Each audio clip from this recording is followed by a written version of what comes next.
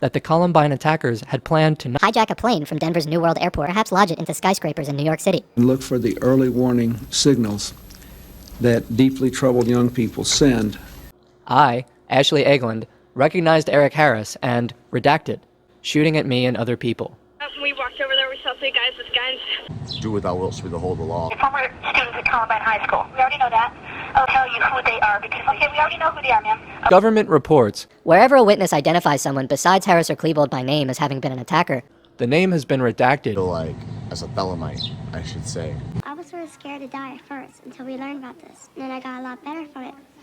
And, now I'm not scared to die. Clinton saying he and his aides are struggling to understand why all of this happened. They were making us write stories about us dying at this age. Surely more of them can be saved, and more innocent victims and tragedies can be avoided. hijack a plane from Denver's New World Airport. Then she saw an adult, blonde, short, spiky hair, thought he was in 30s. She thought he was a cop until he held up a sawed-off shotgun to sneak up on the school through a nearby field to have a look. I really wanted to die. We ought to be trembling about the fact that the schools, which have failed to teach academics, are now presuming to teach matters of life and death. I don't believe it's good for the Clintons to force our religion on kindergartners. They were making us write stories about us dying at this age. Wow, I get to learn everything God knows. It was exciting. It was something to look forward to. So they took me to the hospital. To touch it, to feel it, to smell it, to know that it's real. Small got such a good look at the man she saw outside the science room that she was able to put forth a sketch of his face. This fall, your youngster may take a field trip to a funeral home, visit a mortuary where cadavers are laid out for embalming. It can happen. Welcome to the startling, the shocking death education. Loosely defined, death education is supposed to prepare young people for coping with death. And as Tom Jarrell shows us, it seems there can be unexpected consequences. His name was Stanley. Stanley died relatively young. Bill Went, a priest at Maryland's St. Francis Center, is paid to conduct this tour for about 400 students a year. Some of the students are repulsed by the experience. 1 out of every 10 of our public schools include death education. Its emotional impact on students is still unknown. Impressionable young minds are curious about the subject of death. Educators argue that today's teens are increasingly preoccupied with death, introduced as early as kindergarten. And by the time they're 18, these 5th graders will have witnessed 32,000 murders on television. So to give them a more realistic view of death, this class... That what they have to do is select a casket that can be... Funeral director Michelle Hecker's tour, against a backdrop of coffins, quickly becomes a probing of the children's deepest emotional concerns. When my great uncle died, something really bad happened to him, and they had to have the casket closed and things like that. When he was laying in the casket, I saw a fly, it was flying around there, and that sort of bothered me. But then I pictured him sort of swatting at it, but I thought he'd wake up, and it sort of hurt me to see him not wake up. If I want to die, I like this one. Then the students are told to design their own tombstones. We're going to be writing obituaries now, boys and girls. I think it benefits them because they can have a better appreciation of life. There is a beginning and there is an end. I start the course by saying, as soon as you're born, you start to die. And when they realize the fact that there is a beginning and an end, there is something that is put in between. I was sort of scared to die at first until we learned about this. And then I got a lot better from it. And now I'm not scared to die. I didn't like this program because I don't think that I really want to die at this age, and they were making us write stories about us dying at this age, and I really want to grow up and have a life. There is no approved curriculum in most death ed instruction. It is the teenagers to still warm human remains. This is what cremation looks like. And it's not like a cigarette butt. But what a nice place to put this. So the options are yours. They don't see the real stark nature of death until they've been able to do precisely what we've done today with them. To touch it, to feel it, to smell it, to know that it's real. The proposal many experts say is that these courses can stir up emotions in some youngsters, that ordinary classroom teachers are not adequately trained to recognize or cope with. Phil Campbell is not a psychologist, but he's using a therapeutic technique. The students are encouraged to enter a trance state and reflect on the loss of a close relative or friend. Avis lost her father last year. Scott's brother Eric died from cancer 2 years ago. Relax. Now, what I'd like you to do is to go back in time to a place where you've experienced a significant loss, a death of a friend. Mother had told me, and then I just went into her arms and I was crying. As the students relive intensely emotional experiences, Avis loses control. Her grief over her father's death has resurfaced. Other students have similar reactions. Psychologists say inducing a trance state is potentially dangerous and may cause unnecessary trauma when conducted by an untrained person. I'm not a therapist, so I don't see it as therapy. What I do is I get the kids to talk, and I listen carefully to what they're saying, and if I sense that they're at risk or at need. Where Scott's brother is buried, Scott's grief becomes a teaching tool for the class. This pain will always be, I mean, as a football player and all, but I mean, really, inside, I mean, I'm going through a lot of pain inside. Psychologist William Colson was one of the early innovators of psychotherapeutic techniques, but he now opposes the methods he once advocated. It sounds like one of those things, Tom, that would be a good idea, except empirically it's just not working out that way. See, these interventions aren't powerful enough. They're not therapeutic enough, if you will, to keep the troubled kids out of trouble, but they are powerful enough to draw the untroubled kids into becoming troubled.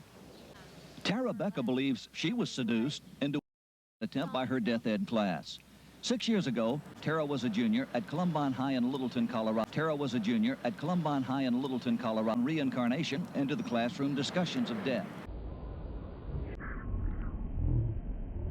Teacher was teaching, when you die, you get all the knowledge that God has, and then you're recreated, you come back again in another life form, and you have all the knowledge that God knows. And for a person like me that definitely loved to learn, that was exciting. You know, wow, I get to learn everything God knows. Was death taught to you here as being something terrible, something to dread? Oh, no. No, it was exciting. It was something to look forward to. It was definitely very appealing. It was an escape. Death is the only solution to her typical teenage problem. We talked about what we wanted to look like in our casket. That night I went and I had my hair fixed up and I had my nails done. Then she searched the nearby Rockies for a suitable cliff to drive over. She sat in her car for hours contemplating. I wanted freedom from my body, and this was the only way I could get free from myself. I would no longer be in bondage, and this is what the teacher and everybody in the class was talking about. So I decided that I was going to make everything look like an accident. After carefully planning her own suicide, Tara drove home for one last visit. I came home late that night after thinking it all over, and my dad met me at the front door, and they could see that I was definitely not with it. I was saying things like, it's not really me. And my mom and dad knew that there was something desperately wrong, so they took me to the hospital and put me in a psychological area of counseling so that I could get some help. Tara's English teacher is no longer at Columbine High. The school has refused to comment on the case, other than to say the course had nothing to do with Tara's problems. You were, as a teenager, confused, you were depressed, you felt lonely. I mean, without this class, might you not have been a candidate for suicide? I had thought about it as a possible option for a lot of years, but I never would have gone through with it. Never, because I wasn't brave enough. The things that we learned in the class taught us how to be brave enough to face death. Like to feel the difference between life and death, you can touch them. Stanley's very cold because there's no blood. Yes, some elements of this teaching do seem overly morbid, touching cadavers and everything. We should point out that the use of actual bodies in these classes is reasonably limited, but we had no trouble finding this course. Do parents know that this is being taught in each case? That's a major problem, Hugh, that schools teaching these courses without letting the parents at home know, and the answer is for the parents either individually or collectively as a group, if they're concerned about this, to go to their school to find out if death ed is being taught, and then find out what's in the curriculum, because that's important. Also, is it an option for the kids, or are they being pushed into this by peer pressure? Parents know whether the kids are emotionally ready for it. You know, in sex education, a lot of experts feel that questions should be honestly answered, but to load a lot of information that's unasked on little kids is probably... On a young mind, it is a heavy burden to get into that type of subject, including death. Right. Thank you, Tom. Certainly. The investigation into the high school massacre is slow-moving and dangerous. The two gunmen who went on the rampage booby-trapped the building and even themselves. All day long, investigators have searched the homes of both teenage killers. In one of them, police say they found bomb-making materials. Specially trained officers searching the school today found close to 30 explosive devices all around the building. Authorities have also revised the death toll, now saying 15 people were killed, including the two gunmen. Most of the bodies are still inside the school, but families of the murder victims have been notified. NJ Burkett begins our coverage. He is live in Littleton, Colorado. NJ. And Roz, we're being kept far away. The building off in the distance is still sealed off. As you said, the bodies have not yet been removed. A total of 15 people are believed to have died here. 12 students, 1 faculty member, 12 students, 1 faculty member.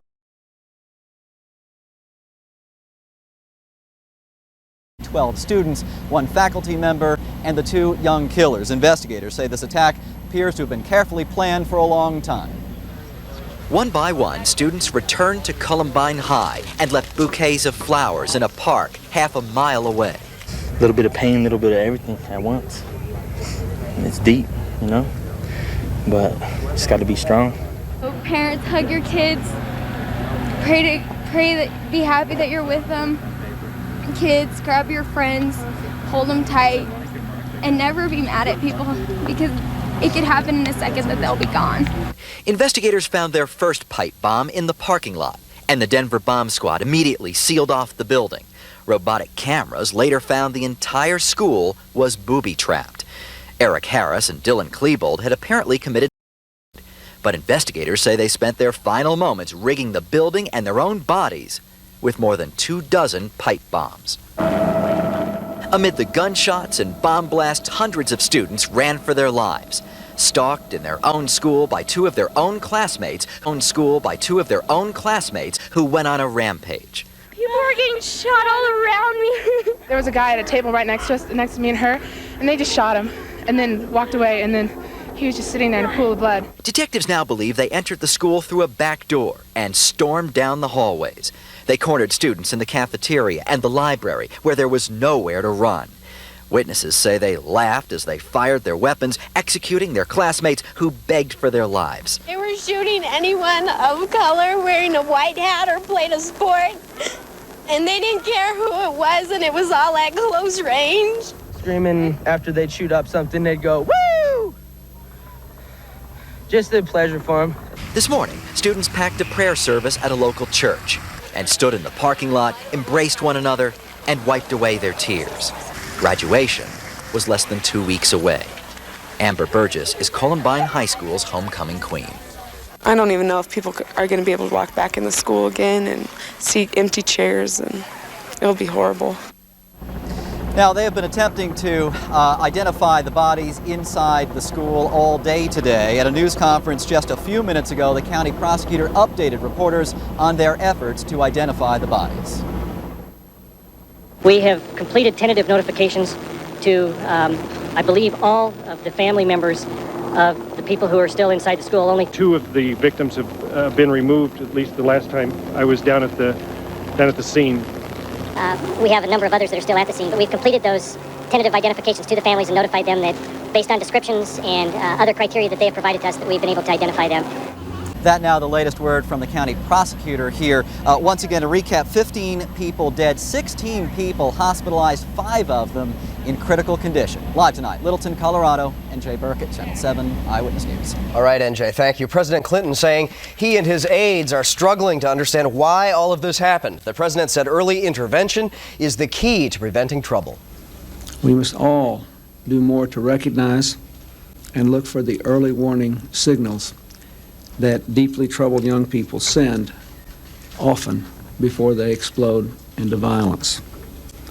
Surely more of them can be saved, and more innocent victims and tragedies can be avoided. The White House says President Clinton may visit Littleton, Colorado at a time when it is best for the community. Ross? The two killers belong to a group of students that named itself the Trenchcoat Mafia, and we are beginning to learn more about these teenagers. Stacey Sager is live in the Eyewitness Newsroom with that side of the story. Stacey. Well, Roz, they wore black trench coats, combat boots, and some wore Nazi crosses. They hated jocks, loved the internet, and were fascinated by World War II. They were known as the Trenchcoat Mafia. The question is, why didn't anyone know they'd turned so violent? The clues were here in Littleton long before the deadly violence. The yearbook pictures with handwritten captions about insanity.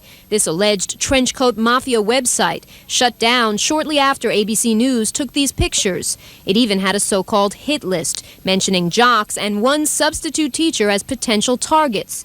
And there were the outfits, the dark coat and boots associated with Hollywood's more violent scenes. But no one knew the talk would become reality. It's just a gang of about like 20 guys who call themselves the Trenchcoat Mafia.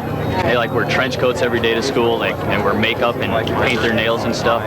They're just like, I don't know, everyone kind of thinks of them as different, and they always just hang out with themselves only. I mean, they looked like, they sort of had vibes of, not exactly loving everyone.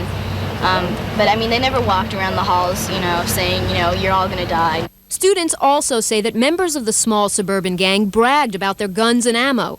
One cyber chatter even recalled a previous warning that a certain El Caress wrote about preparing for the big April 20th. You're all gonna be sorry.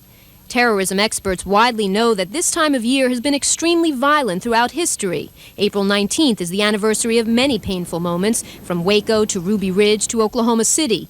And this past April 20th was the 110th anniversary of Adolf Hitler's birthday. April 20th might just turn out to be a watershed date for an event such as what occurred in Colorado, and might in the future precipitate other types of events like this.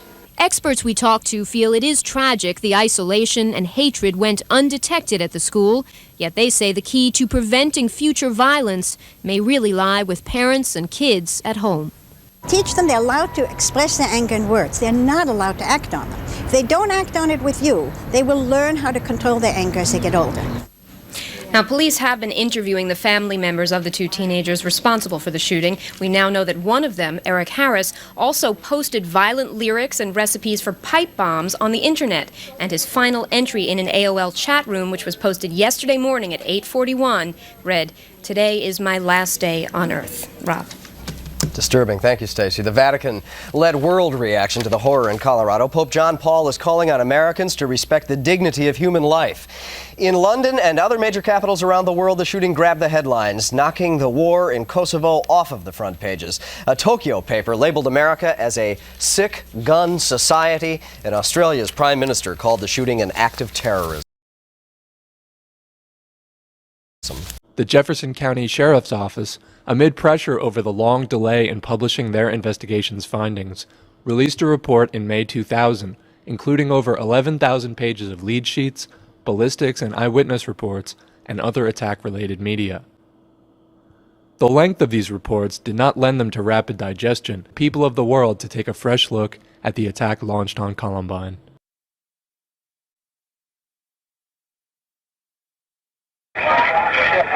Now they said he's gone to the library. He's in the building. Because I wasn't brave enough. The things that we learned in the class taught us how to be brave enough to face death. Copy has been censored, but the uncensored version is available on the internet. I was sort of scared to die at first until we learned about this. And then I got a lot better from it. And now I'm not scared to die. Klebold's injury indicates that a bullet went through his skull from the left to the right in this photo.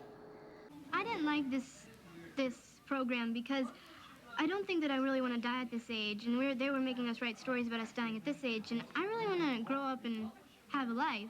I could get free from myself. I would no longer be in bondage. And this is what the teacher and everybody in the class was talking about. Theory rests as the official story. The photo shows that bits of Klebold's brain and skull had been ejected onto Harris's left pant leg. Likewise, Harris's wound appears to have resulted in a trajectory of blood onto the lowest shelf of the bookcase immediately behind his head.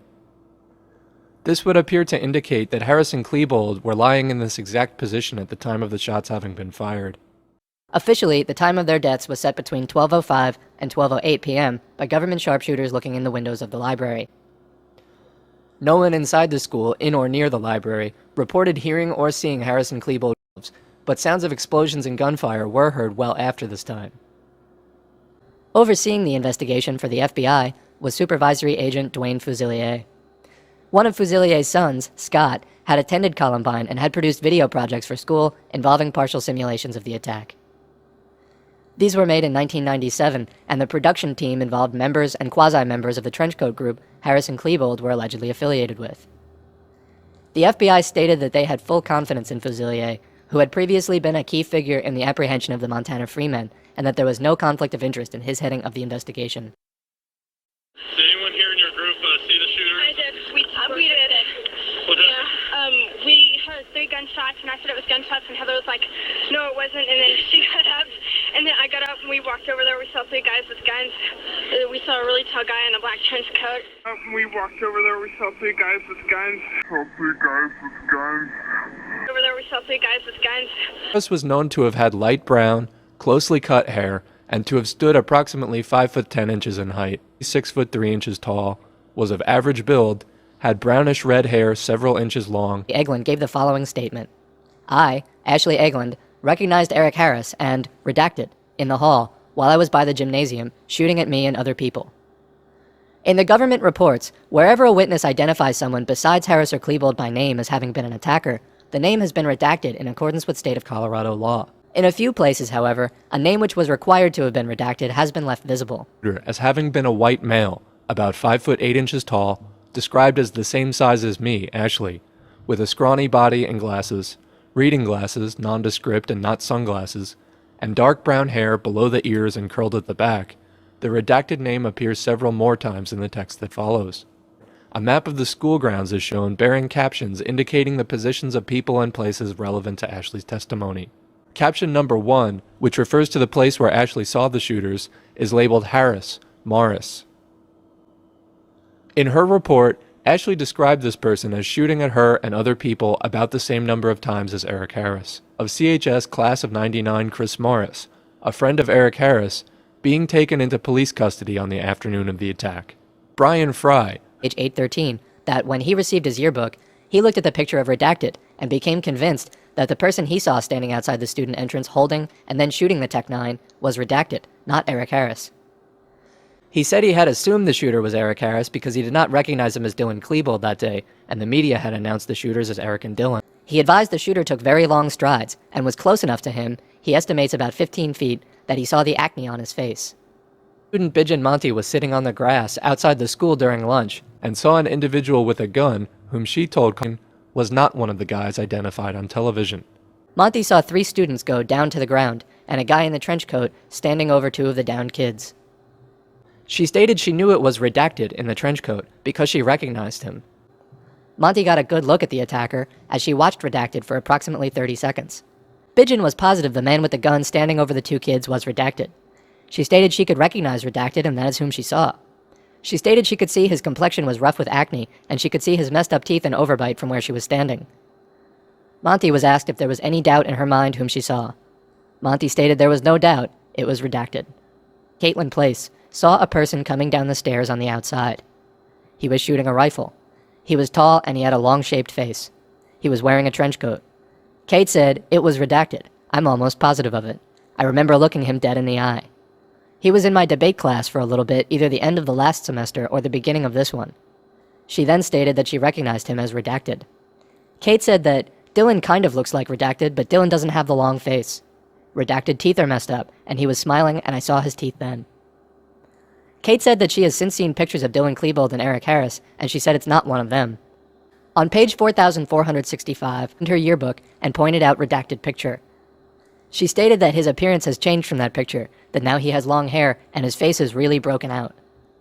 The officer asked Smith how sure she was that the person she saw and spoke with was redacted.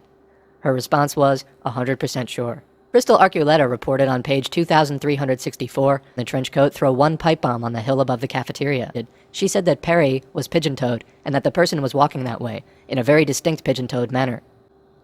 Then student Tessa Nelson told an Officer Brooks that she thinks the individual she saw with the gun might have been redacted because she knew what Perry looks like and said that this individual looks very much like redacted.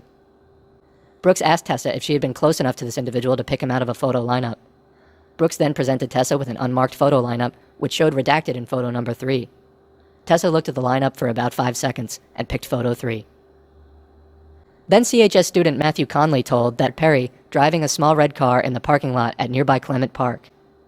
Matthew said that he saw the small red car stop and someone get out of the passenger side. Matthew said he had not seen Robert Perry for some time and believed he had dropped out of Columbine High. He said he remembers him due to the fact that he had bad acne. Joe Stair added in his report that Perry was an individual with buck teeth. Jonathan Vandermark reported seeing 2 attackers in the hallway outside the science classrooms where he hid during the attack. Vandermark stated he is not 100% sure the individual was Eric Harris, and did not think the gunman resembled the photograph shown by the media. Then stated it was possible that the individual was Harris, and he just looked older than the photos. Several other witnesses describe an individual of this type, in the same place and with Klebold. Then student Aaron Walton said on page 2242 of the report, one of the guys was tall, black hair, wearing all black. The other one had short blonde hair, like he was going bald. He looked like he was in his late 30s. Student David Eagle said on page 1781, shotgun.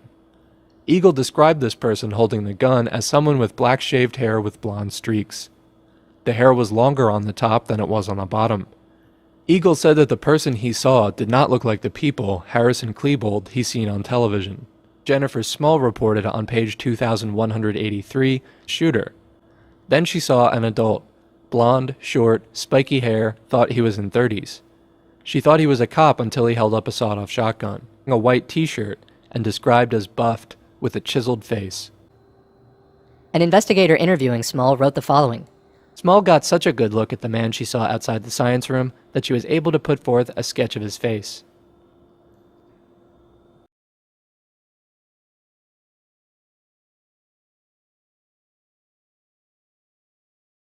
She noticed a tall, 6-foot, white male, short brown hair, wearing a dark trench coat with a dark shirt and camo pants. He was carrying a duffel bag walking towards her in the hallway. He had come inside the building through the doors by the administration and was walking into the school. She noticed the duffel bag more than anything because it was large and appeared heavy. Ms. Small estimated she was 7 to 8 feet away from him as he walked past her. She was very sure he was not a student, but believed he was friends with Dylan Klebold and part of the TCM. She believed she could identify him. Ms. Small stated it was not unusual for former CHS students or other students to be inside the school visiting friends. Jennifer added in an additional report on page 2185 that the person in the fatigues was specifically wearing a black trench coat, black shirt, black and white camouflage pants, and he was carrying a black-colored duffel bag, and the bag appeared to be heavy by the way it was being carried upon his shoulder. On that page, she names the person she thinks it was by name. The name has been redacted. Adam Foss, on page 4931, also described the person holding the shotgun as wearing camouflage pants and high black boots. And on page 4691, it's reported that at approximately 11:15 a.m., immediately after then-student Patrick Vassar sat down with his lunch, he saw 4 or 5 individuals in black walking away from the school. Everyone in the group was wearing trench coats, except one who was wearing camouflaged pants.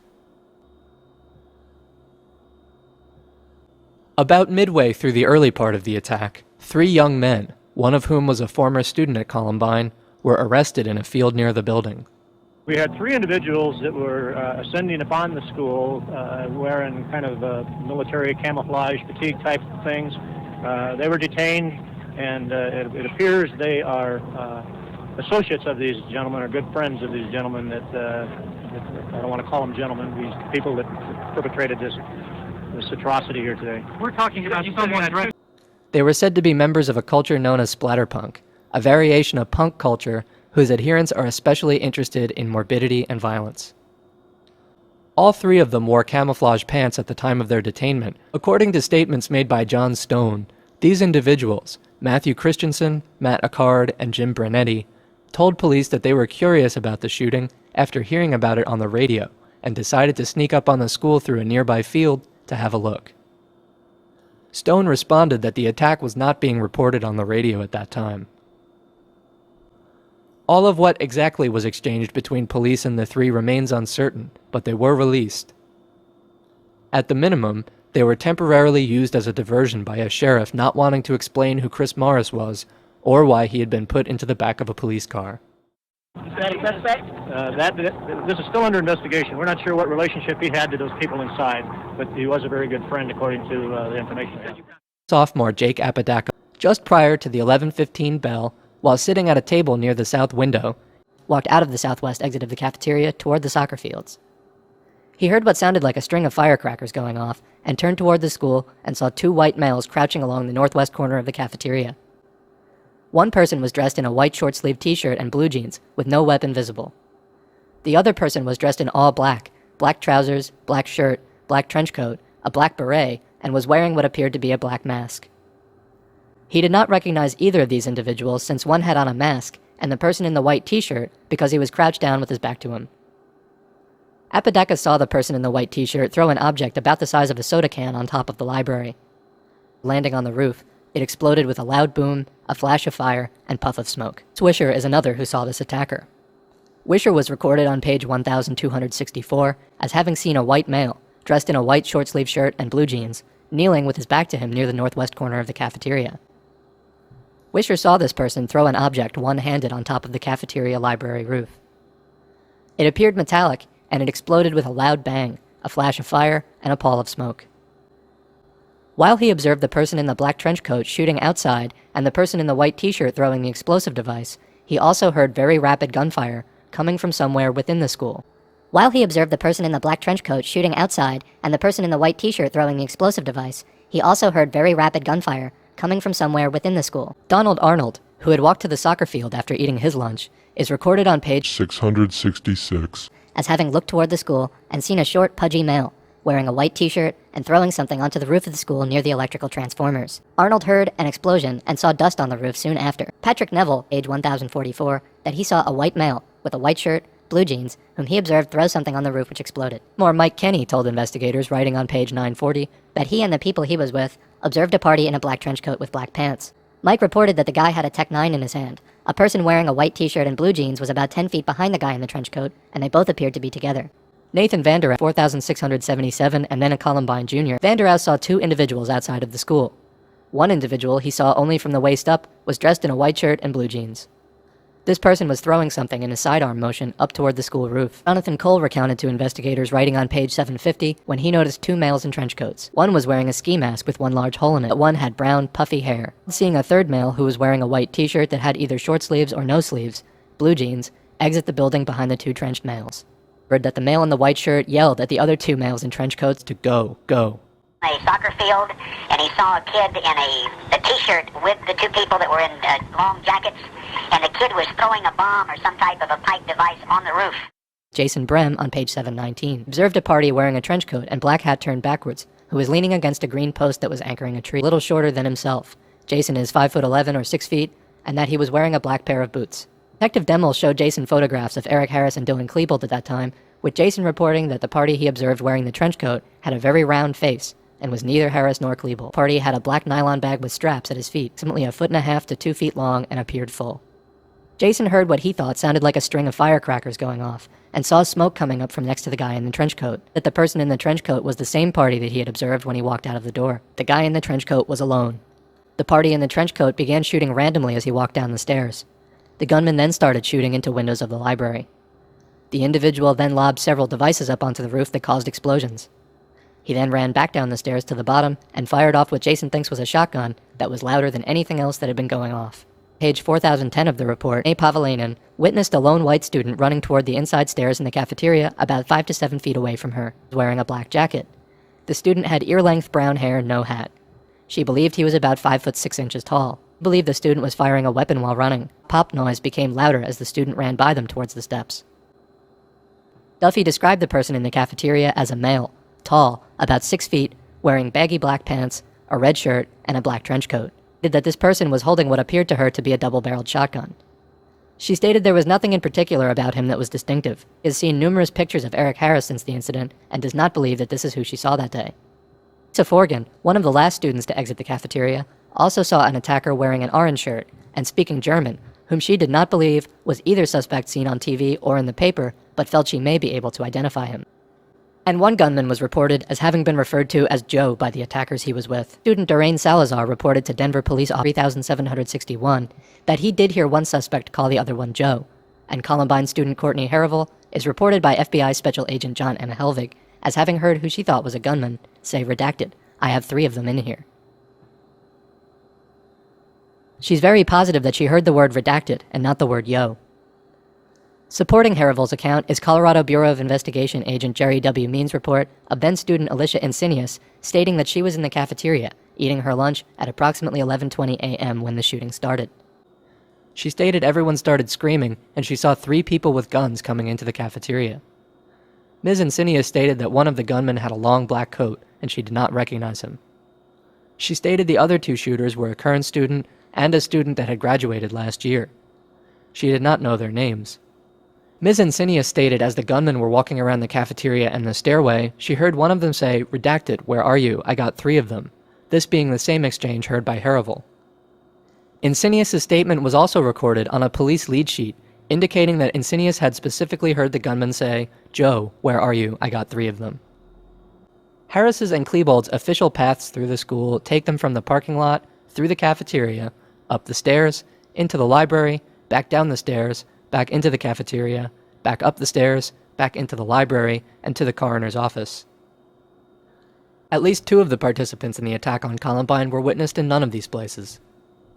A photograph taken from outside the school shows someone on its roof at the time of the attack, and many eyewitnesses indicated likewise. Ethan Vanderhouse said he sprinted to Clements Park, where a cop told him to keep going because there was a gunman on the roof. Penny Zare indicated 5212 that police had approached her and continued to tell her and other individuals to keep running away from the building as there may be a person with a gun on the school roof. Candace Cushman reported on page 2794, "When we got outside, I saw someone on the roof with what I thought was a black trench coat. He was aiming a gun, so Eric, Nick, and I ran toward the smoker's pit." And Michelle Fox said that upon where she saw someone standing on the roof of the gymnasium, said that this person on the roof was holding something that was long and appeared to be pointing it northward, as recorded on page 5196. Do this, with our company, we know about them. You never leave these doors open, and one is wide open. Another shooter was seen outside the halls of Columbine that day in a nearby park called Weaver. Witnesses, Jake Apodaca and Chris Wisher, told investigators that they spotted a gunman in the bushes of the park, ducked down with a shotgun. Okay, are they former students at Columbine High School? We already know that. Okay, then I can possibly tell you who they are because... Okay, we already know who they are, ma'am. Okay, well, I can tell you, so I used to hang out with them. I could give you any information like their names and stuff, but if you already know who they are, then, Okay. Okay, I just wanted to make sure on that. Okay. So beautiful, everything came back to life. It's full spring. Christ reborn, right? The resurrected Christ. Like, and that's a confusion for me, is like, why do we not celebrate? Why do we celebrate the birth of Christ on Christmas? You ever consider that? When it really should be on Easter? I don't know. If you know what I mean, you know what I mean.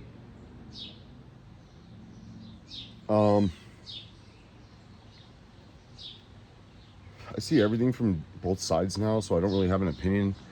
I don't really want to say anything because I'm like preparing, almost done with my stuff, and I have to take my student exam, and I don't know what kind of obligations I'm going to be under for the AA. I had the opportunity to test within 90 days of when I had the assigned reading, but I don't think I'm not allowed to talk about this. I think it's just pretty public.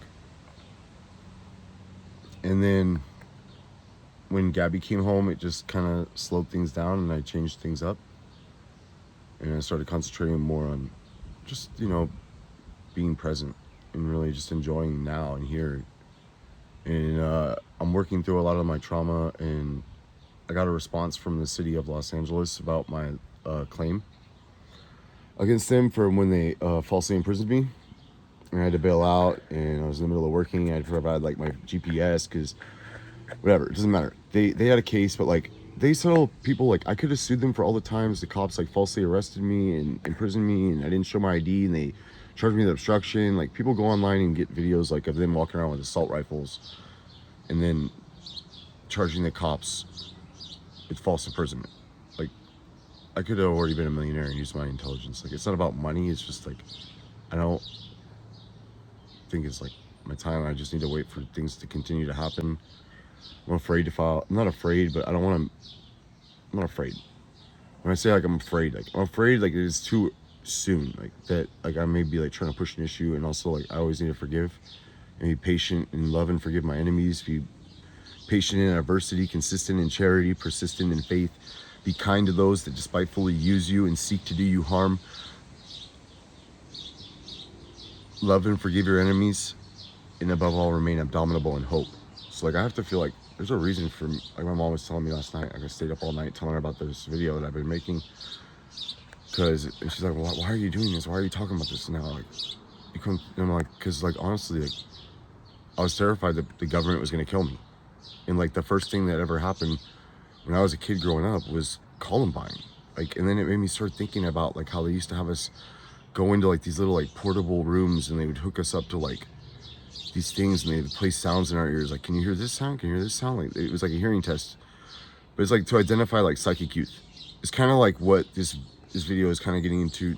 Not really, but then my mom brought me to like this thing from Focus on the Family. Like, you have a troubled kid, like, because I was raised Roman Catholic. So, like, if you have a troubled kid, like, bring them here. Like, they probably have, you know, they're saying they have ADD. Like, we can treat them. And I just remember, like, I would stare at this, like, it was like a TV screen, but it wasn't. It was a computer, and it was like tracking my eyes, where my eyes were looking. And if I wasn't concentrated on it, like the plane would start to like go down, and I had to like try to keep it up there.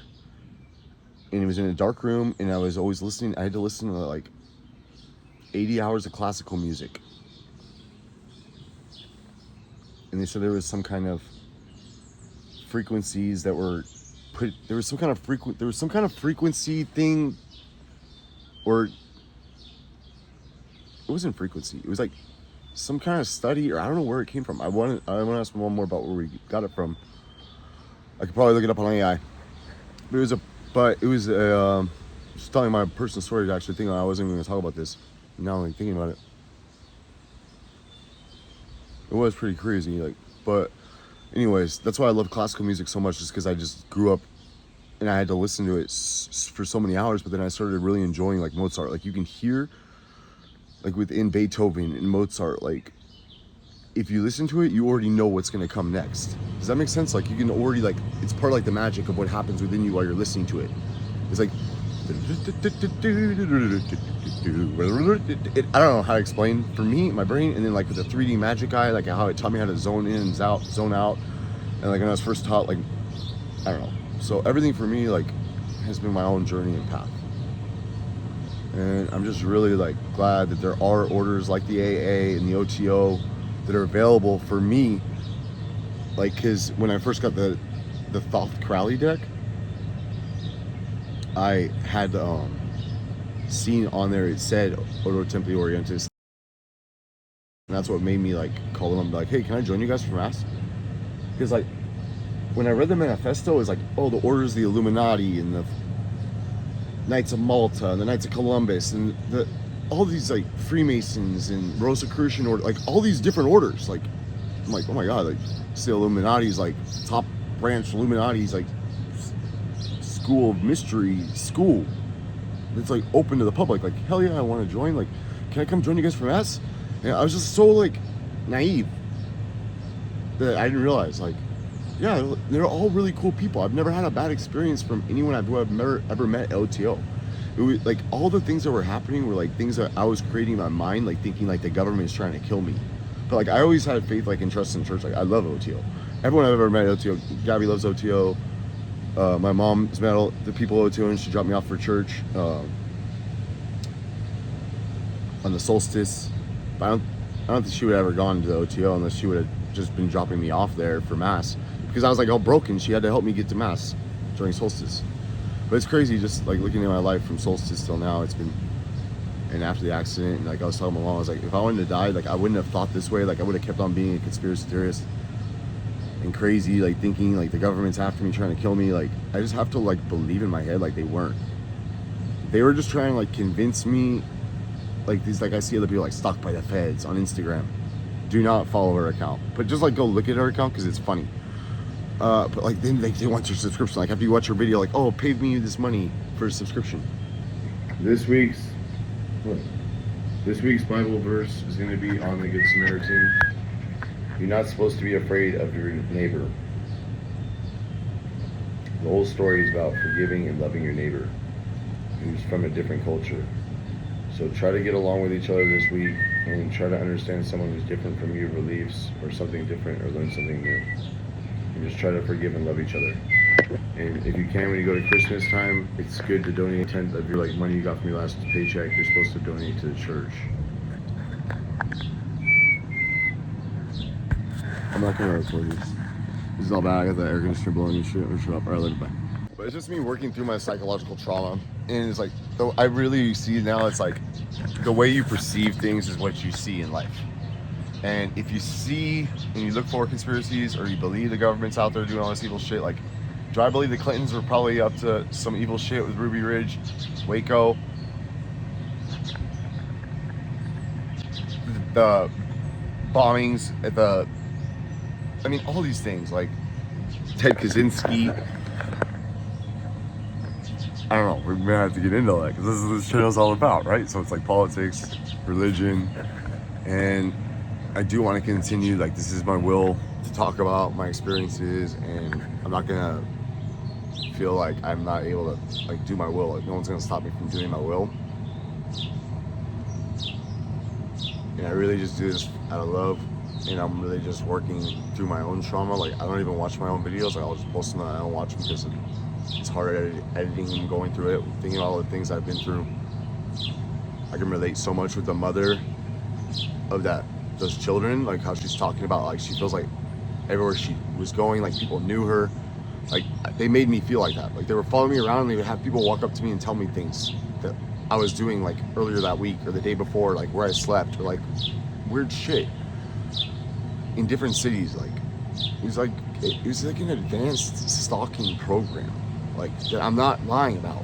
Like, I have evidence. Like, you can look at Christopher the Fleming family's channel. Like, it's not a conspiracy. It's just like, now it's like a mockery. Like, now it's like a mockery. Like, they're gonna have like people mocking me. Like, I don't know.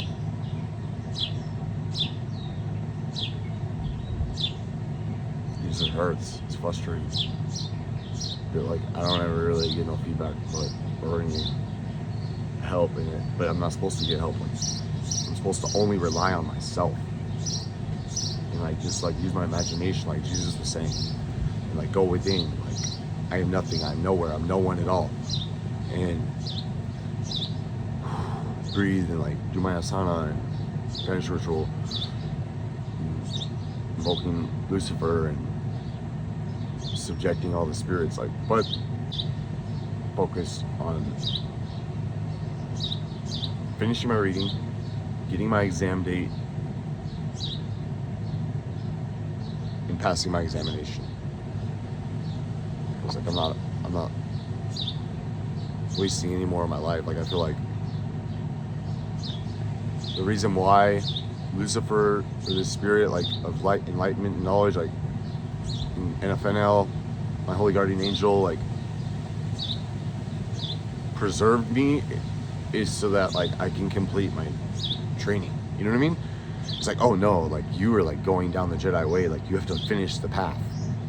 Like, don't be scared now. Like, and I'm not scared, it's just like I really wanted to die. So I can relate a lot with this, like, and I feel like, as a Thelemite, I should say, do what thou wilt shall be the whole of the law. Love is law, live under will.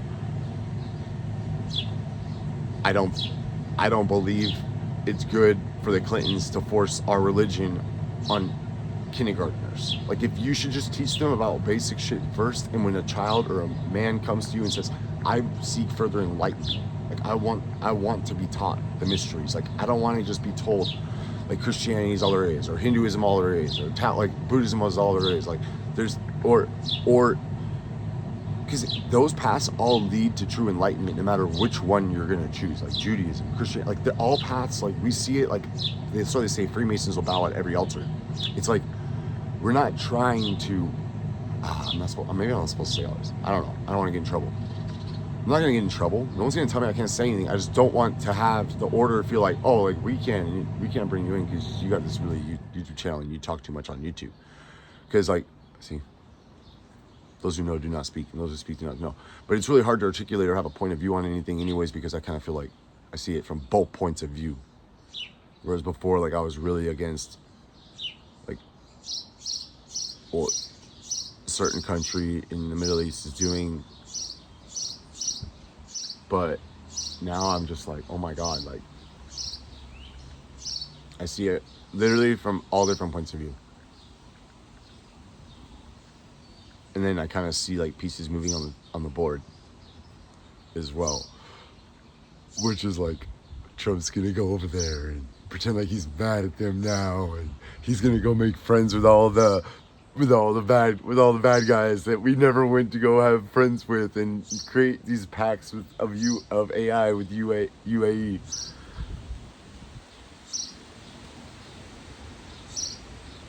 I really do hope that there is peace. World peace. Like, good job if you can do that. Like, push the order. Do that will be the law. Love is law. Love and will. But I would just like an FBI investigation on this shit, because for me to overcome some of the psychological trauma that I've been through, knowing that past administrations and stuff like that.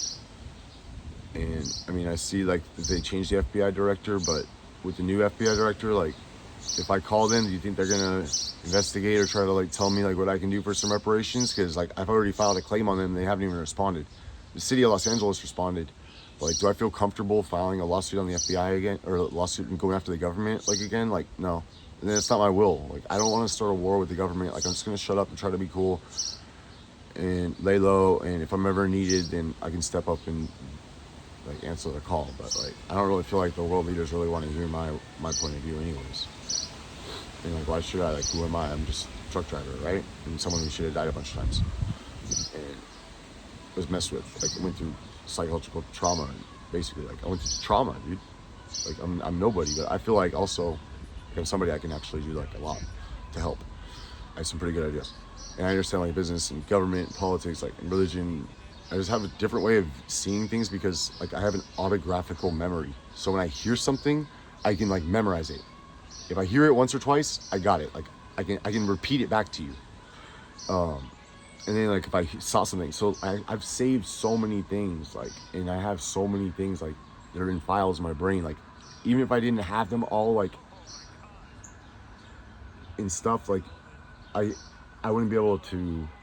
I would be able to like recall and find it. Like, there's so many times like I've been like, oh, there's this video, like, dude on the hill. I was telling Gabby, I was like, this guy on the hill, he's dancing.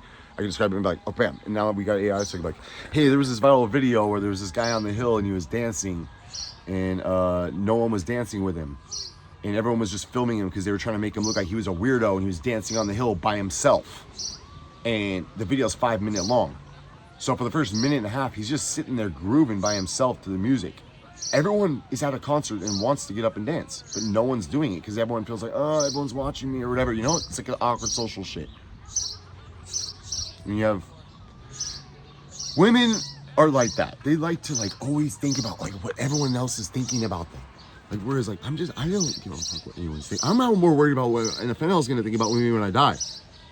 And now like Lucifer's like, you know, I need to know that like Lucifer's in my heart and Jesus understands, and so it's like Jesus in my heart, Lucifer in my heart, love and forgive, like live by the principles, like the true oldest religion, like Babylonian, like occultic, hermetic, everything is like been handed down, perfectly preserved. And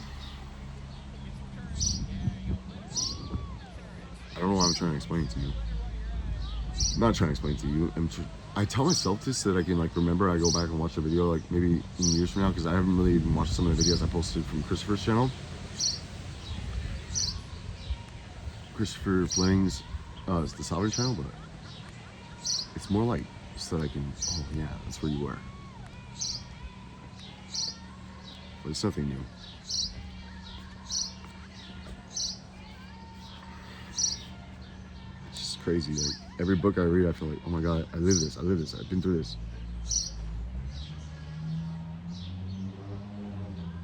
All right, I love you. Love is law, love and rule.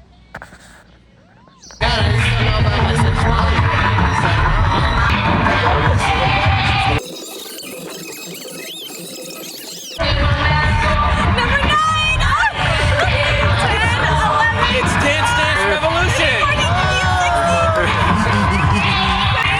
Started a revolution! Awesome!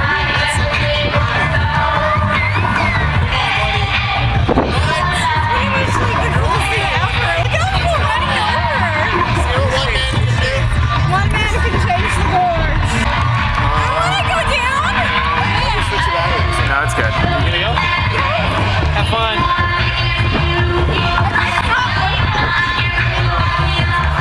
Sucker, you still keeping count for the review? That is absolutely amazing. I'm gonna say 1 million.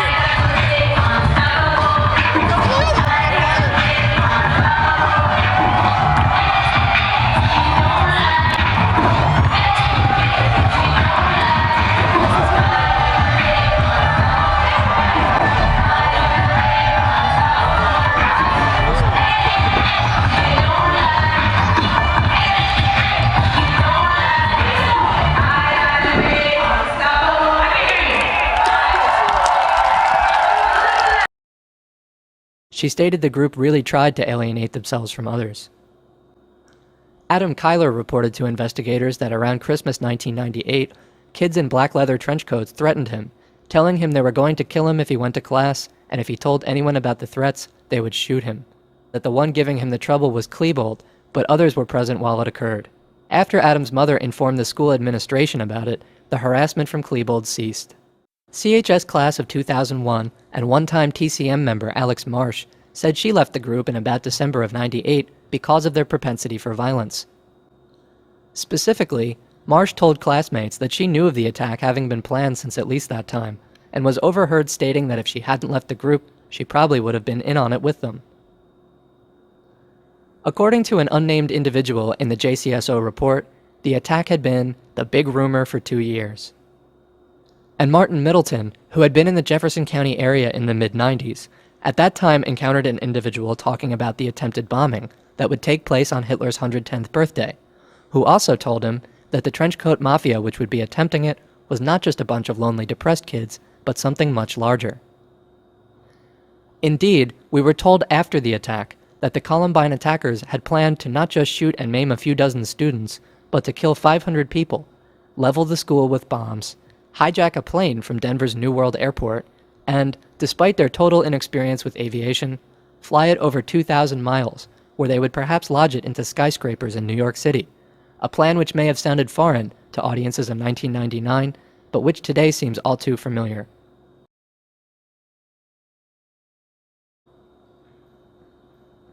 Harris, Klebold, Morris, and others, including associates Nathan Dykman, Zach Heckler, Charles Phillips, and Brian Sargent, had worked together at Blackjack Pizza, then owned by Bob Kurgis. Not only at school had there been talk of exacting revenge on individuals who had allegedly been mean to them, but at Blackjack, Harris in particular would routinely speak of this, and of blowing up the school, asking older individuals to buy him guns, and showing people how to make bombs. Klebold, Morris, and he would also regularly give fireworks displays to their co-workers, fireworks forming the basis of many of the bombs used in the attack, construct and detonate dry ice bombs to alleviate boredom, or something, and Harris, on at least one occasion, was sent home for bringing in a pipe bomb, which he stated he had planned to detonate behind the building in a watermelon. After the attack on Columbine, Karen Krasowski, who worked at a business located in the same strip mall as Blackjack, called authorities to report that she had discovered a bag of fireworks left over on the establishment's roof, where Blackjack employees would occasionally congregate. When the ATF claimed it, they also found a 9mm bullet in the grass. It was also reported by James Thornby, a Blackjack co-worker, that after asking Thornby to buy him a gun, Eric Harris did mention he already had 7 propane tanks and was going to buy 9 more with the check he had just received toward a desired total of 30. Harris stated to Thornby that it was his intention to blow up the school. In the associate section of the JCSO report, Patrick McDuffie, a former member of the clique, reported on several subjects of the investigation. He gave the following report at about 9:30 p.m. on the night of April 20th. McDuffie described a list of about a dozen teenagers, including Eric Dutroux, Dylan Klebold, Joseph Stair, Charles Phillips, John Beachman, Eric, last name unknown, Eric Harris, Chris Morris, Eric Alt, and Robert Perry. All of the young men on the list were then CHS seniors, recent graduates, dropouts, or expelled. McDuffie stated that he, like Alex Marsh, had left the group because of their desire to commit violence. Each of these names, including Harris's and Klebold's, is accompanied by a list of what drugs the individual uses, what kind of car he drives, what kind of weapons he owns, and how he contributed to the attack. 3 of the individuals, not including Harris, are listed as having built the bombs used in the assault. 4, not including Klebold, are listed as having been at the school. 8 are listed as having assisted with the plans. McDuffie added that up to 8 students total from nearby Chatfield and Bear Creek high schools were also part of the clique, but he did not remember their names. McDuffie went on to say that the group spoke German at meetings and made most of the bombs at the house of someone whose name has been redacted before they tested them in the woods and mountains. A few days later, McDuffie threw his story into reverse and stated that the detailed reports he had given were either speculation or received secondhand. Furthermore, he went on to state that he believed that all 100-odd bombs used in the attack had been made by Harris and Klebold alone in the span of 3 days, exactly what the police had suggested. According to neighbors, there was an afternoon on which Harris and Klebold stayed in Harris's garage, sawing wood and breaking glass, which some alleged to have been the sounds of bomb construction. However, the bombs were mostly made of plastic and metal, and the garage incident only occurred once and was over by 5 o'clock in the afternoon. On his website, Harris posted reports of missions, middle-of-the-night prank runs involving fireworks and toilet paper. These were enacted alongside Zach Heckler and Dylan Klebold. Harris also posted death threats against quasi-TCM member Brooks Brown, which the Browns printed out and took to the Littleton police. Although Klebold and Harris spent time in a juvenile diversion program for having broken into an unattended van and stealing electronics equipment, nothing seems to have arisen from the death threat incident. Shortly after this time, Harris's webpage reverted to its usual function of displaying modules he had created for the video game Doom, which he had created a version of involving Columbine High School and which he said he had become obsessed with. The Harris-Heckler-Klebold trio was also involved in an incident at Columbine which resulted in their out-of-school suspension, this time involving the hacking of the school's computer system for locker combinations, opening a locker, and leaving a threatening message in return for the alleged harassment of one of the TCM girls. Heckler, like Klebold, was also accused of harassing students. Kevin Starkey said that he had had a number of altercations with Heckler. At one time, Starkey's cousin, Devin Cathall, went to Heckler and told him to leave Starkey alone. A short time after the warning from Cathall to Heckler, the front picture window of Starkey's home was shot out, and Starkey believes that Heckler is responsible for the shooting of the window. Despite all of the trouble they got into together, including numerous admitted acts of vandalism and being caught by police stealing several $100s worth of electronics equipment, Harris and Klebold remained, to quote Bob Kurgis, joined at the hip, perhaps literally at certain times, if the reports of reporter Mike Connors are accurate, and were not separated by their parents. Nathan Dykeman was described as Dylan Klebold's best friend, and he denied foreknowledge of the attack to government investigators, after having left Colorado for his father's house in Florida immediately after the attack. When shots rang out at CHS, Dykeman was described as having just left campus, and to the surprise of fleeing students trying to tell him to evacuate, he laughed out loud, declaring, "I'll bet I know who it is, and I can't believe they did it today." According to Dykeman, Harris once took him into his parents' bedroom, where he was shown a pipe bomb, which Harris's parents had confiscated from Eric's room during searches they conducted following his arrest and admittance into the diversion program. This anecdote is strengthened by the report of Sasha Jacobs, who dated Harris for a short time in 1998 and who said that he told her the same. Chris Morris also related likewise. We haven't heard the Harris' side of the story, as they refused to speak to investigators once they learned that they would not be able to work out immunity from prosecution. When government agents reached Harris's parents' house during the attack on April 20th, Kathy Harris's sister was present, along with Kathy and Wayne Harris themselves, and the house reeked of gasoline, which could be smelled even from the street. It was determined that the vapors were present in an explosive concentration, and Wayne Harris did allow himself to mention that the presence of such vapors was not the usual state of the residence's atmosphere. The team executing the search also found a sawed-off shotgun handle, a pipe bomb, and other paraphernalia related to the attack in plain sight in Eric's room. During the juvenile diversion program, Harris wrote about his problem with anger and made a cryptic statement about his belief in violence. For all of the psychobabble the public was subjected to from this or that psychological expert, Harris, a psychiatrist, who had been writing him prescriptions for various psychoactive chemicals, including Zoloft and Luvox, was never put before a microphone. Doctor-patient confidentiality protects the contents of therapy sessions, but is precluded by admissions of plans to commit crimes, and precedent does exist for action to be taken against psychiatrists who knowingly allow their patients to continue despite such confessions. In 1983, for example, Dr. John Hopper was sued to the tune of $14 million by then-Secretary of State Jim Brady and Secret Service agents for having made the mental condition of the son of Bush family business colleague John Hinckley Jr., worse, and failing to heed signals by his patient that he might try a political assassination. According to drug fact sheets and a lawsuit filed by attack survivor Mark Taylor, some of the Luvox's possible side effects are quite adverse, including homicidal and suicidal behavior, along with emotional blunting or a deadening of empathy. During the time that he was ingesting this substance, Harris, who was known to occasionally drink alcohol and smoke marijuana, was even accused by his father of being under the influence of LSD. According to unsourced reports by researcher Brian Desborough, at the age of 10, Harris allegedly used to complain to his friends that he was being drugged at the Plattsburgh Air Force Base where his father worked until its official closure in September 1995. Dylan Klebold had also changed considerably over the summer before his senior year when, as a former friend of his put it, he went to the long hair and everything else. Klebold's parents allowed his descent into strange clothing styles and musical selection, they said, as long as he could articulate his decisions on why he was making the choices he was. His father, Thomas, explained to government investigators that it was his belief that his son being able to do this was part of his becoming an adult. Just because someone could articulate the thought process he or she used to commit heinous acts doesn't validate them, nor does it nullify their need for correction.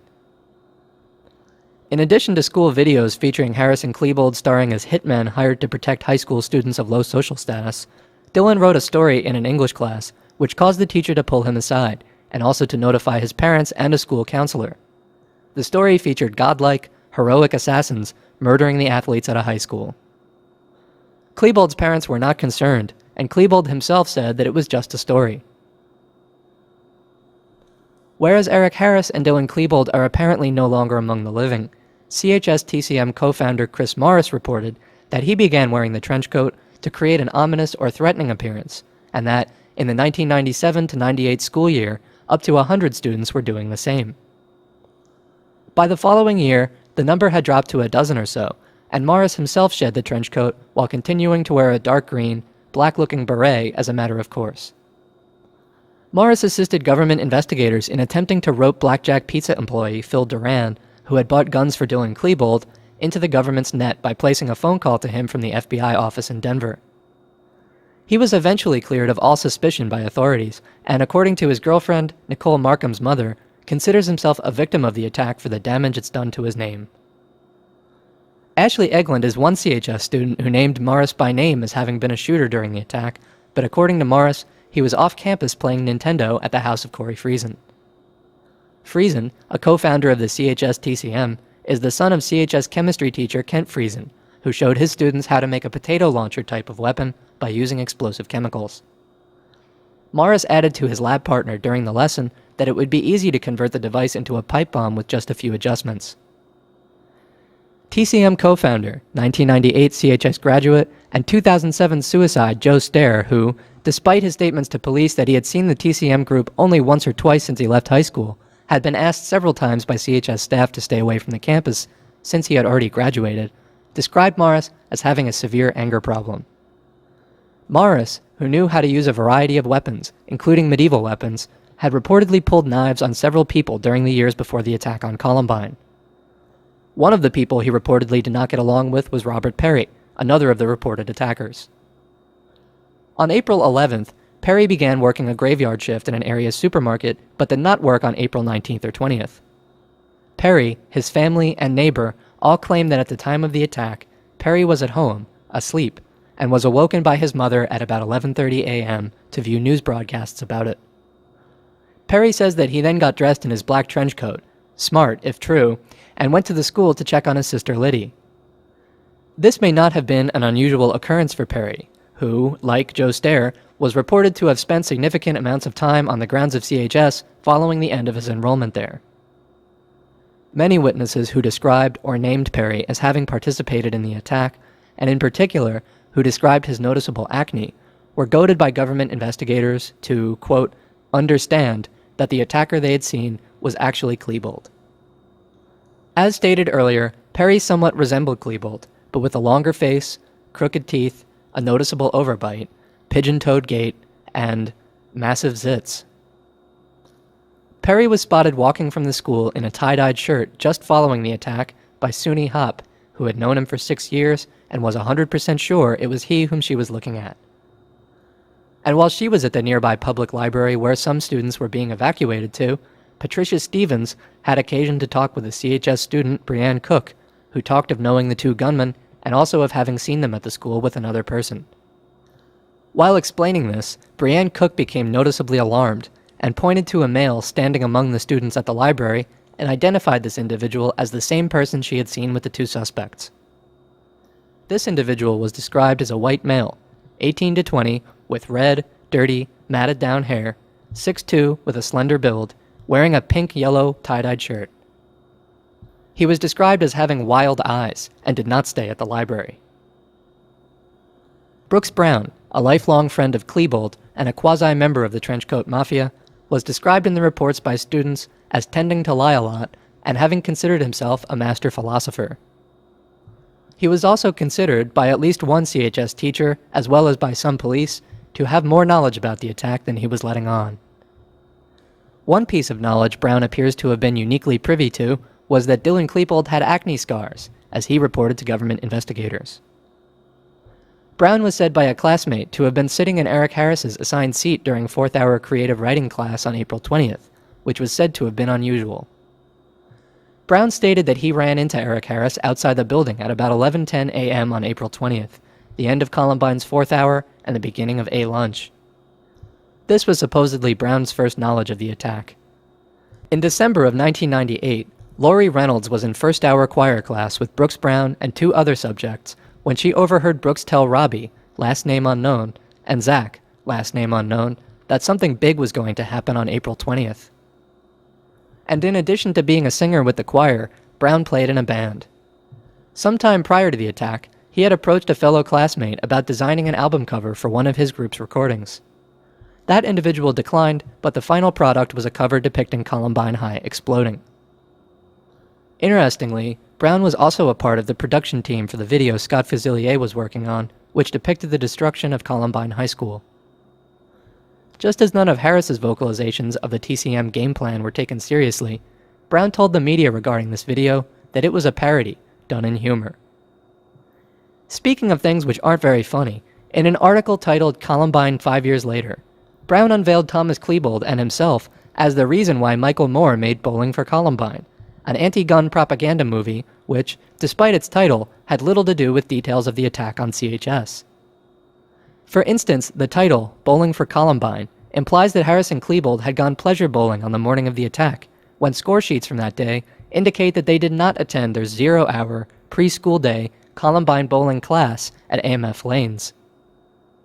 Brown, whom reportedly no one at Columbine liked, said, "I was chilling with Tom and Sue," Klebold, who had just served him some strawberry shortcake, and Tom said, "You know who would be great to get out here? Michael Moore. Go on his website, it has his email. I can't do this because our lawyer won't let us, but that would be awesome." I sent Michael Moore an email and said, "I'm this kid from Columbine, you might have seen me on the news. I'd really like to talk to you for a couple of minutes and see if you'd want to come out and do a movie on Columbine." so Tom Klebold's the reason Bowling for Columbine happened. There had been some puzzlement on the part of law enforcement authorities as to how, not the pipe bombs, but some of the larger explosives found after the attack, such as the propane tank bombs, which, if detonated, could have done serious structural damage to the building, got inside the school. Perhaps the green-haired, non-CHS student seen talking to Dylan Klebold at the after-prom party had something to do with it. According to Kathy Pavelainen and Linda Reffel, who were on the party food committee, there was a propane gas tank in the freezer in the school cafeteria with cups sitting on top of it, and an individual with green hair who did not attend CHS and who had no business being there, talking to Klebold. Government investigators said that they were unable to determine the identity of this individual. And in addition to this and other teenagers seen before and during the attack, several witnesses noticed an older man who looked like he was in his 30s and going bald, carrying a sawed-off shotgun outside the science classrooms on 420. You may recall that some thought at first that he was a police officer. When CHS parent, Barbara Karakoussis, dropped her daughter off at school on the morning of April 20th, she observed a group of 5 to 6 white males standing and sitting on the southwest corner of the intersection. She advised that 2 of the males were sitting on what appeared to be large backpacks, and the rest of the males were standing talking with each other. She advised that one of the males who was standing caught her attention because he had short blonde hair and appeared to be older than the others. All the males were dressed in black clothing, and the male who looked older than the others appeared to be in his mid-20s. She advised this male was standing and had a black-colored blanket or coat draped over his left arm. And just prior to the attack on the school, a bomb was exploded in a field some distance away, a diversion tactic common to many acts of terrorism. You guys had an explosion on Wadsworth and Chatfield. Yeah. And I pulled up on that, and I'm the one that called the explosion in. Okay. There was a guy that came out from underneath, you know that little waterway type thing? Uh-huh. He came out from underneath that, but he seemed to be like, it was really weird because he came out right after the explosion. Okay. Like he was standing there watching it. Okay. Now, I have a description of him, but he was one of the guys wearing. He had a dark blue shirt on, a pair of tan shorts, and a fanny pack, dark brown hair, and a mustache.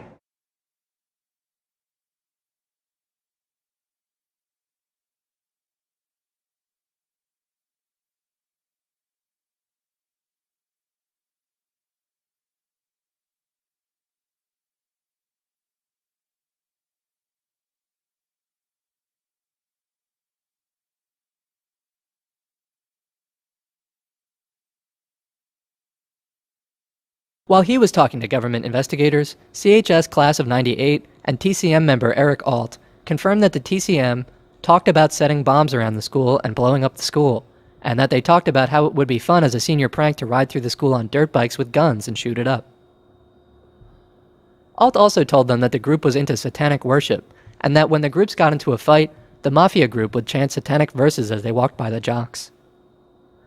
Whatever Robert McDuffie's impetus for dropping the potato on the CHS TCM in his report, an unnamed individual in the reports called up accounts of a Denver area culture well outside the bounds of humanity. This individual, who attended another high school in the area, related that he had been to parties attended by goths and trenchcoat mafia individuals in their 20s across the area, and that most of the trenchcoat mafia individuals were out of school, and that there were not very many who were still in school. He stated that they were into bloodletting, cutting, and violence. He was also questioned on sexually explicit photographs found in his backpack, which were homosexual in nature, and stated that he had been to the house of an individual known to some in this circuit as Pedophile Bill, a homosexual man who was, quote, not nice sexually, and had given him these pictures and also showed him photo albums which made him sick to his stomach. The albums, he said, contained sexually explicit photographs of small children up to the age of 14. Joe Stair was said by shop classmate Andy Perlman to have carried a book with him which he referred to as the Devil's Bible, and to have mentioned that he worshipped the devil. Stair, along with TCM member Eric Dutroux, were playing a card game in the Columbine cafeteria one day when they got up from their table and began harassing other students by getting in their faces and saying, "Satan loves you." Many students were upset by Dutroux's behavior. Stair and Dutroux then began kissing each other in front of the entire cafeteria. In disgust, Paul Matten went to their table and pushed all of their playing cards to the ground. Later that summer, Matten began receiving death threats on the telephone. He would answer the phone, and an individual would say that he was going to kill Matten. German music was playing in the background. TCM co-founder Tad Bowles explained the trench coat phenomenon as that the group just started wearing them to stay warm. Likewise, the term trench coat mafia was said to have innocently originated from an outsider who jokingly asked those wearing the coats, "Who do you think you are, the trench coat mafia?" As a cultural phenomenon, however, psychotically violent individuals in trench coats was not something confined to Littleton, nor to Colorado, despite such claims to the contrary, a fact which makes the reports of TCM associates jumping all over each other in anxiety of being able to prove themselves the first to have worn the coat in Littleton all the more colossal a tragedy. In fact, it had appeared all over America in the mid-1990s, the same time that it happened in Littleton, as almost anyone in their teens or 20s at that time could tell you. This cultural meme, perhaps a grotesque mutation of the often gang-related, juvenile delinquent or bad boy black leather jacket, was pushed in mainstream commercial venues on an international basis. Even then Vice President Al Gore got into the act when he visited Jefferson County for the Columbine memorial ceremony. Several of these examples, including The Crow, released in 1994, Blade, 1998, and The Matrix, which debuted just before the attack on CHS, had particularly mystical or occult-themed storylines. Boyd Rice, a founder of the Luciferian group, Ordo Lapsit Exilus, and a magister in the Church of Satan's Council of Nine, declared that such films are indeed evidence of the resurrection of an occult tradition he refers to as the Arcadian mystique. Chris Morris, who was alleged to have reported to a classmate at CHS that he didn't follow God's commandments, but Satan's commandments, and that we were all characters in a video game being controlled by someone else, might have been of the same opinion. The quote-unquote industrial music culture, of which Rice was a part, and which gained significant commercial ground in the 1990s, surrounded, was interwoven with, and reinforced the occult themes of these movies, and with the more mainstream end of which the trenchcoat mafia were well acquainted. This industrial culture movement, and particularly its industrial music component, is said to have been consciously spawned by British performance artist and self-styled social engineer Neil Megson. Megson, who has employed a variety of pseudonyms, has given interviews alongside and as a friend of now-deceased Church of Satan founder Anton LaVey. Like LaVey, Megson also founded an occult organization of his own, known as the Temple of Psychic Youth. Called Topi, the temple is an offshoot of a deconstructionist occult movement known as Chaos Magic, a movement created in the 1970s which has noticeably given rise to the Order of the Illuminates of Thanateros, which takes its name from those of the gods Thanatos, Greek for death, and Eros, a sexual god, sex and death being primary drives of the human psyche. The Illuminates of Thanateros, or IoT, Initiate's Manual, titled Liber Null, declares that its organization is one along a millennia-old lineage, dating back to the earliest shamans, and is dedicated to twisting the unconscious desires of humanity through lies, trickery, and magic, or advanced, and often subtly exercised, psychophysiological manipulation. The aim of this process has been to lead humanity away from our natural, timeless origins along a progression through several ages of an increasingly complex system of money, religion, and professional politics, the proposed end of which is a perpetual age of chaos, an aim bearing remarkable similarities to the dialectical materialism propounded by Marx. The age of chaos is to be a permanent dark age, characterized by the death of what is decent and natural within humanity, and in which occultism and magic are to reign supreme as the dominant mode of interpreting reality. IoT members, and chaos magicians in general, typically include members of other occult organizations, including the Church of Satan and the Temple of Set, the latter of which is a black magical or left-hand path organization based on Egyptian Set worship, Set being the mythological bringer of night, opposing the god Osiris, and a Satan figure in pre-Christian days. This organization was founded by quote-unquote High Setian priest Michael Aquino, a U.S. Army lieutenant colonel and co-author of a 1975 psychological warfare manual titled From PsyOp to Mind War, The Psychology of Victory, which displays an egregiously warped view of the nature of truth. Aquino and his wife, who went by the name of Lilith, were accused in 1987 of sexually abusing 3-year-old boys and girls in daycare programs at the U.S. Army's Presidio, a practice perhaps not that uncommon if articles like Dave McGowan's The Pedopocracy are accurate. Several TCM members and affiliates also recall use of the term FNORD in computer screen names and classroom writings. FNORD is a reference to the writings of now-deceased Golden Dawn initiate Robert Anton Wilson, who wrote of a psychological war between occult factions attempting to control the minds of humanity in his trilogy, Illuminatus. Wilson was a close associate of Peter Carroll, the wealthy real estate investor who co-founded the IoT and who has written many of the works fundamental to chaos magic. Carroll still teaches courses at Wilson's online Maybe Logic Academy. Many Christians discuss the occult, including Freemasonry, but do so from a religious standpoint and are not objective about what they are discussing. This is because religion itself is a watered-down version of the occult, given to the public to soothe their anxieties about the path to hell on earth the occult masters are prodding humanity along. Many less spiritually oriented people are likely to attempt to deny the influence of occultism in our lives, or ignorantly label it harmless, but as the aim of occultism is worldly power and the fulfillment of desire, occultists are not just mentally disturbed, black nail-polished teenagers listening to heavy metal, but highly ambitious, highly intelligent, black-tied adults found among the upper echelons of the hierarchy of civilization, wielding political influence, financial wealth, and social status. The seal of the Scottish Rite of Freemasonry, a popular sect of the craft as it's known, bears the slogan Ordo ab Chao, Latin for order from chaos, a popular concept among magical orders and the psychopathic personality types they attract. The natural world, including natural humanity, is full of complexity and beauty on its own, but sometimes our vision of this becomes clouded with doubt, as is encouraged by LaVey's Satanic Bible, and the idea of superimposing artificial order upon it appears more appealing or even necessary. This process and consequent loss of the soul can be expedited by violent traumatic events like child abuse or armed attacks on high schools. The attack on Columbine was not the first, nor the last of such events. In the run-up to 1999, May 21, 1998 was a particularly busy day, as it saw 4 such gun-related events in schools across America in the span of an afternoon, and the 2007 attack on Virginia Tech had a body count of 33. Politically, following almost every one of these incidents, and particularly following the attack on Columbine, there is a concerted effort put on in an attempt to use the chaos created by the violence in order to create support for legislation to disarm Americans, as was successfully accomplished in Ireland following the Dunblane kindergarten shooting, and in Australia following a shooting in Port Arthur. The push from medical industrial authorities to medicate and psychiatrically monitor young people also took an aggressive turn following the attack, even though it is possible that the Luvox Harris was taking, like the Zoloft he took before that, played a significant part in greasing the skids of his madness and thus enabling his participation in the assault.